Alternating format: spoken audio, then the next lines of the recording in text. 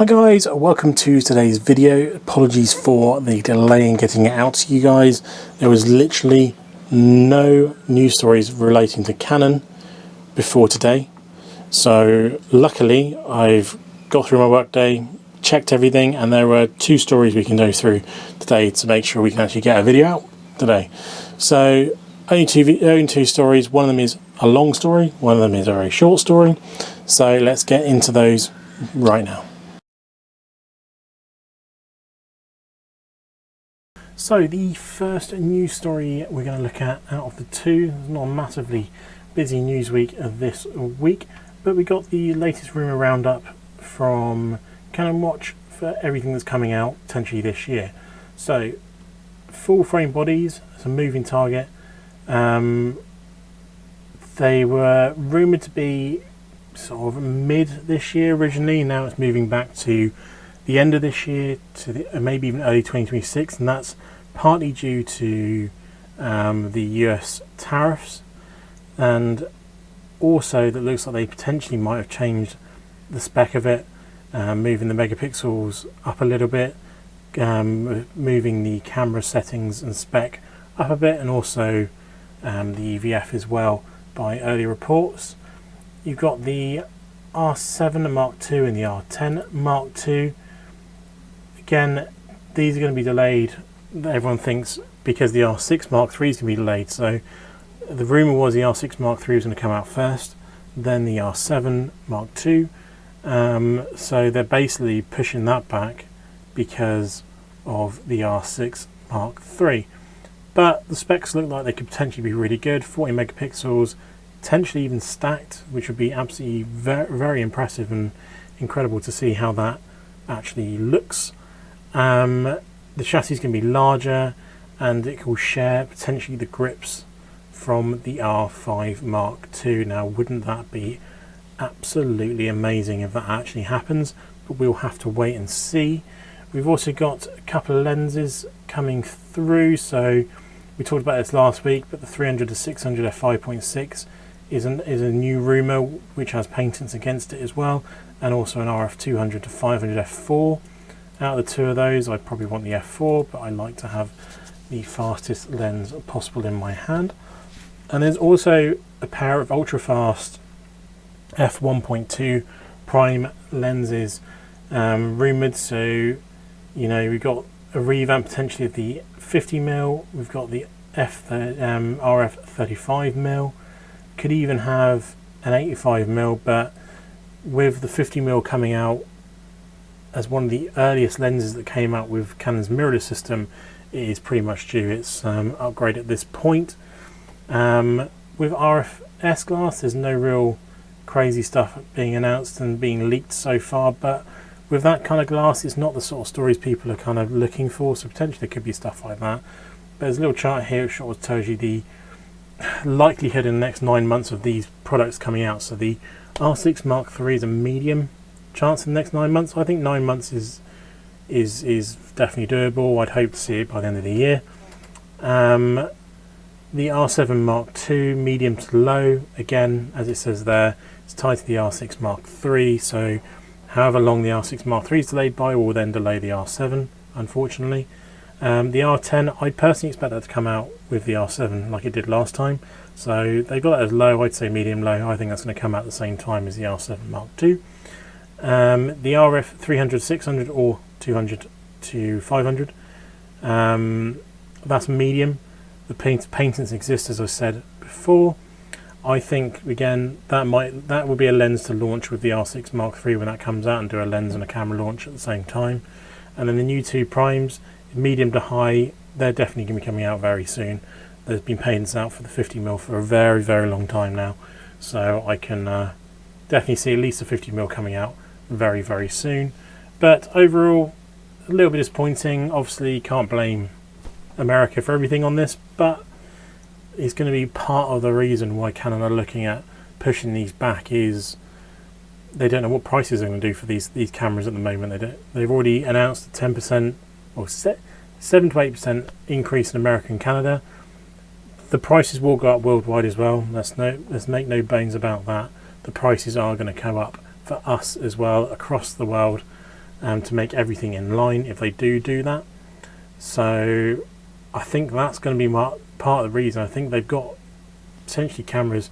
The R6 Mark III, the fact it was meant to come out mid this year, I reckon you've probably already got people testing these very secretly somewhere already to kind of work out what's going on with it, and you'll start seeing them potentially at bigger sporting events potentially later in the year, being on like with the tape over what the name is and stuff like they did with the R1 when they were testing that, like the F1 and everything around that. But let's hope there's not crazy delays. I'd love to see the R7 Mark II. That's the one I'm kind of really looking forward to, because if they fix the issues from the R7 Mark I, if they put a stacked sensor in there, it's going to be great. So let's hope that Canon listen to everyone's feedback, because everyone had the same complaints about the R7, and we get a decent camera out of that. And let's hope they go with the f4 option on the massive telephoto lens, because I think being an L lens, being a pro body lens, you want it at that fastest aperture possible, and it will be a massive shame if they only released a 5.6 when you can get one of them from Sigma, but not on an RF mount obviously. And the final story is obviously the R50V was launched today. So it's in stock and shipping in the US, and will start shipping globally from later today or tomorrow. So this is a kind of vlogging camera they've developed. Obviously we knew this was coming. Pricing for body $649, and then you've got with a 14 to 30, which is pretty much perfect for what it's designed for, f4 to 6.3 lens, that's $849. It is, say, designed for content creators and vloggers. 24.2 APS-C digital sensor, Digitex processor, a 4K 60 cropped or a 4K 30 6K oversampled image, which is really nice actually. Dual pixel AF, so the eye tracking and everything like that is going to be absolutely amazing. You've got the 3-inch vari-angled touchscreen. You've got smooth skin modes. I'm not sure really what that's about. I'm not massively into the vlogging side of things like that. A vertical mount, and you've got a full function hot shoe, which hopefully means they're going to start making more things for the hot shoe, because they've only got some very expensive flashes and mics at the moment. But if you're a vlogger, this looks like a really good camera. It's something that could be quite useful if I end up doing a little bit more of the stuff that you guys seem to want to see from me, where I do take you out with me when I go and take photos. So it would be tempting to potentially even get something like this for that, and start using with the price point that it is. Get it with the kit lens and just see what it's all about, and I can do a review on that as well. So let me know what your thoughts on this camera is, and if you're looking to get one yourself.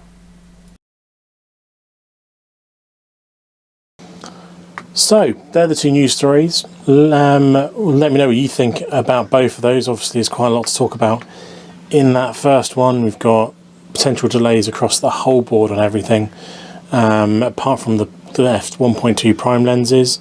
You've got the will it or won't it be a 300mm to 600mm f5.6, or will it be a 200 to 500 f4? I'm obviously hoping for the faster lens, because I prefer having a faster lens, and it would be really odd for them to compete and launch a lens that is the same what Sigma's just launched, but it's obviously going to be a more higher cost. But they're obviously banking on Sigma not ever releasing that lens on an RF mount. I was even told by the guys from Sigma they don't think they're going to release that on RF mount, and this could be why, because they knew this other lens was coming along and they'd never get the approval from Canon to compete with that lens. So we'll see what happens. It looks like we might have to wait a little bit longer than I was hoping to see what happens, but it'll be worth the wait, I'm sure. You obviously have the R7 Mark II with its rumored specs of the stack sensor, 40 megapixels, 8K video recording, and most importantly using the battery grips from the R5, and that will be a game changer for me. That will be with the stack sensor, being able to put that grip on there. That'll be a lens that camera that I go, yep, I need to get my hands on that and get using it ASAP.